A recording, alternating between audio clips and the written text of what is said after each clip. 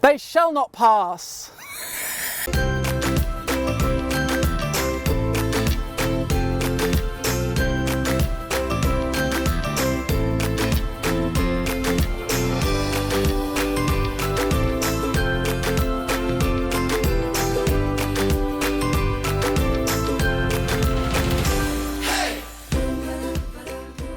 Look at that. Look at that. Covered in eggs already. And this one up here, look at that, look. I'm going to pinch that off there. Look at that. And do you know what? They've only been out here for 15-20 minutes. Hi, welcome to Get Gardening. I'm Ian Roofe, and today we're looking at protecting our brassica crops, protecting them from a range of pests. And before I'm going to put my nets on them and talk about them, I've just noticed on the kale plants that we've put in, look at that, look, eggs of the cabbage white butterfly, and they've been about here while I was planting earlier. And if we leave these little eggs on, what will happen is they will hatch into voracious caterpillars, and it won't be long before they will completely devour these young seedlings. And even when the plants are bigger, and I've seen it happen on well-established brassica plants, they will just defoliate them overnight. And they go for the juiciest, most tender bits of leaf, and they leave all the leaf stalks. So it's a good job I checked these plants before we cover them, because this needs getting rid of. And I pinched this leaf off, but if you've got them on plants at home, you can simply just run your finger over and you can squash them, and it will eradicate that pest. But we do need to cover these crops, and I've got a number of different things with me that we can use. If we want to just protect our crops from pigeons, and pigeons can also be a problem, caterpillars and pigeons are the bane of growing any type of brassica, then this sort of mesh, this wire is ideal, and it will keep the pigeons off. We have to make sure, and I'll show you how to do it, that we keep it high enough off the crops and taut enough, which we'll look at, to make sure the pigeons don't sit on them, because they're very crafty at sitting on them, pushing it down and eating the leaves through them. Now the only trouble with this though is that it won't protect against cabbage white, because the butterflies will get through these large holes.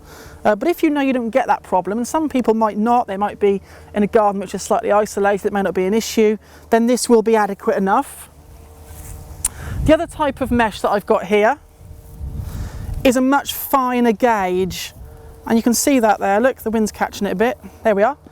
But that finer gauge mesh, which is about, what's that, about 7 mil, will be ideal for keeping pigeons off and also for keeping cabbage white butterflies out as well. Okay, so something like that is ideal, and I'll show you how to do it shortly, but we need to make sure that we put it tight once again and make sure that it's well staked.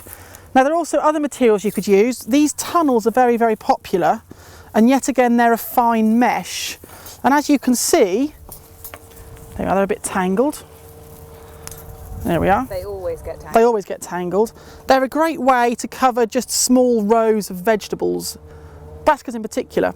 They will help keep pests off them, and they will give the plants some protection as well. Now the only thing you've got to watch with these is that because they're quite a thick mesh, they can prevent some light getting in, so it might draw the plants up slightly. But I use these at home in the early stages, and they're a great way of protecting younger plants. But these brassicas will get quite large. We've got some cabbages in here which will get up to about 18 inches, potentially 2 feet with the leaves on them, and we've also got some red Russian kale in here, and they'll get up to 2 or 3 feet as well, so we need something slightly bigger, but we can adjust the mesh as the plant grows. And of course the final material you can use is something which is EnviroMesh, and you will have heard this name bandied about quite a bit. It's a sort of horticultural fleece-like material. So it's white, it's much thicker, much more robust. It's almost slightly rigid in its structure, but that is a very, very fine mesh which stops absolutely anything getting through. Now, it's a very good material to use, but it can also prevent some moisture getting through. It can stop some rain getting through. And also, I found from experience that if it's left on all the time, and I know you're going to say, well, you've got to leave it on for the cabbage white, it tends to draw the plants up slightly. And I'm not quite sure how you can get around that. I think the only real way is to leave your plants, or to put them into an area which is as much sunlight as possible, which doesn't get any shade at all during the day, and it should stop that happening. So there are a number of different materials to use, and for these plants here, I'm going to opt for using some of this finer mesh. Now it might involve me doing some cutting and some tying, but we'll see what happens. Now we also need some canes, and I've got good 4-foot bamboo canes here, and these need to go in around the crop. I'm going to push them in, and you want to make sure that you set them a little bit away from the rows, because you want the netting to hang down and to be fixed so that it's not actually touching the plants. I'll put some more down this end. So we've got our canes in nice and firmly, and we've got our net on top. And I know what you're thinking, well, Ian, this isn't very good because we've got huge gaps underneath. Well, don't worry about that, because all we're going to do is we're going to just push our net over the canes, and we're going to slide it, whoop, slide it down to the other side. If you want to use a bigger net, you can do, and you can put some little clay flower pots on top if you want to stop it piercing the net. But myself and my dad have always done it this way, and we've got chickens as well as pigeons, so they're ones you need to keep off, and this always works really well. Then we just push the net down, like so. We'll bundle it up this end and just tuck that in, and I'll fix that with some bricks at a later date. But all we want to do here is just, oh, it gets caught on the edge of the bamboo there. So you've got it quite taut, you see, across the top, which is good. Just keep pushing that down. There we are, and bundle that in like so. And I'll probably put some bits of wood or some bricks or something on here, something which will try and not look too unattractive. And that should go a long way to keeping our crops free from the old pigeons. And these will grow on quite happily. And when the plants grow, what we can do is we can raise the net up.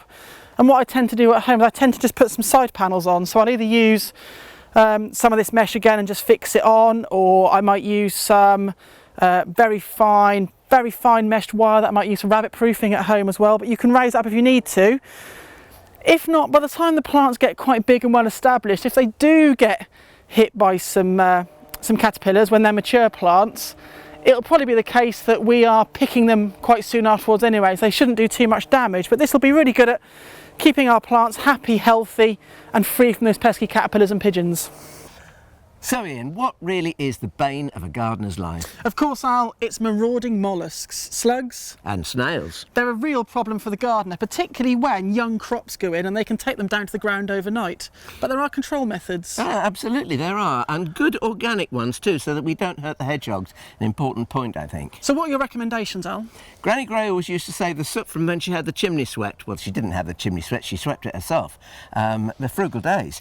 But she saved the soot, recycling of course, and she put a little ring of soot around any plant that she wanted to protect. But there's one downside. You've got to keep reapplying it when it rains, but of course the molluscs shouldn't cross it, should they? It should be unpleasant for them to cross. Absolutely. You can use grit, gravel, eggshells, also very good. Old coffee grounds, they don't like crossing that, and those little copper rings that you can buy, especially for that purpose, because copper gives off an electric charge that goes through a slug or a snail, and they don't like it, so they won't cross it. Things like bran as well are supposed to be quite good. Milled bran is supposed to absorb all their moisture and almost dry them up on their way across to the plant. Oh, that sounds horrible. It sounds awful, quite gruesome, but quite effective. The other thing is you've got the hollowed out peelings of a lemon or an orange. You put those down on the ground. Say you've squeezed yourself some fresh orange juice, put them on the ground, and in the morning you lift them up and you'll find 4 or 5 slugs and snails in each one. Yeah, it's quite good. What about beer traps or cider traps? Oh, it's a waste, isn't it? But they're meant to be quite good. Another good way of actually attracting the molluscs in. They die happy, they just get drunk and it finishes them off. And then of course you can throw them out for the birds, and the birds can still have them, I suppose, can't they? Exactly, yes, it can. If you actually catch organically, you catch your slugs and snails organically, you can feed them to the birds and any other little creature that comes along. Toads, for instance, frogs, they like munching on. You said the hedgehogs as well, they love them. Absolutely. And they need as much help as possible. We do. What about nematodes? We haven't mentioned nematodes, little microscopic eelworms that we can spray on. Yes, you can actually water them onto the soil, and they will help to catch those little black blighters, the little keel slugs. They're the ones. A real pain. And of course the thing about using something like eelworms is it's something which is in the soil already. All we're doing is we're just topping up numbers, we're just adding more of the right types in that particular part of the garden. So it's nothing alien to the soil, is it? We're just putting more in. Do you know what it is? It's not what you do, it's the way that you do it. They shall not pass. Don't film that. But my girlfriend's got to see that. She'll panic. Stand ever so slightly closer together. Are we getting paid for this? I hope so. Slugs will go inside. You catch them. You catch them.